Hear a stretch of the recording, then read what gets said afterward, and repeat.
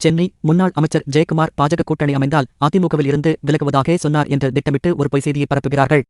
நான் எந்த நேரத்திலும் அந்த மாதிரி சொல்லவில்லை என அதிமுக முன்னாள் அமைச்சர் ஜெயக்குமார் கூறியுள்ளார். செய்தியாளர்களிடம் பேசிய அவர், திருமாவளவன் ஒரு விஷயத்தை சொல்லியிருக்கிறார். முன்னாள் அமைச்சர் ஜெயக்குமார் பாஜக கூட்டணி அமைந்தால் அதிமுகவில் இருந்து விலகுவதாக சொன்னார் என்று அவருடைய கருத்தை சொல்லியிருக்கிறார். நான் எந்த நேரத்திலும் அந்த மாதிரி சொல்லவில்லை. திட்டமிட்டு ஒரு பொய் செய்தியை பரப்புகிறார்கள். இயக்கத்தில் இருந்து விலகுவதாக நான் எப்போது சொன்னேன்? நினைத்துக்கூட பார்க்க முடியாத அந்த செய்தியை வேண்டுமென்று சமூக வலைத்தளங்களில் 4 நாட்களாக ட்ரெண்டிங் செய்து கொண்டிருக்கிறார்கள். மீம்ஸ் போடுவது, கார்டூன் போடுவது உள்ளிட்ட செயல்களில் ஈடுபடுகிறார்கள். ஒன்றை மட்டும் தெரிந்து கொள்ள வேண்டும். எங்கள் குடும்பத்தைப் பொறுத்தவரை எங்கள் குடும்பம் திராவிட குடும்பம். 75 ஆண்டுகால நீண்ட நெடிய திராவிட பாரம்பரியம் கொண்டது எங்கள் குடும்பம். பதவிக்காக யார் வீட்டு வாசலிலும் நிற்கும் பழக்கம் எங்களுக்கு கிடையாது. அதிமுக எங்களை அடையாளம் காட்டியது, அந்தஸ்தை கொடுத்தது. உலகம் முழுக்க என்னை தெரிகிறது என்றால் அதற்கு எம்ஜிஆரும் ஜெயலலிதாவும் தான் காரணம். எனவே வாழ்நாள் முழுவதும் தந்தை பெரியார், அண்ணா, எம்ஜிஆர், ஜெயலலிதா ஆகியோர் வழியில் என்னுடைய பயணம் தொடரும் என்றார்.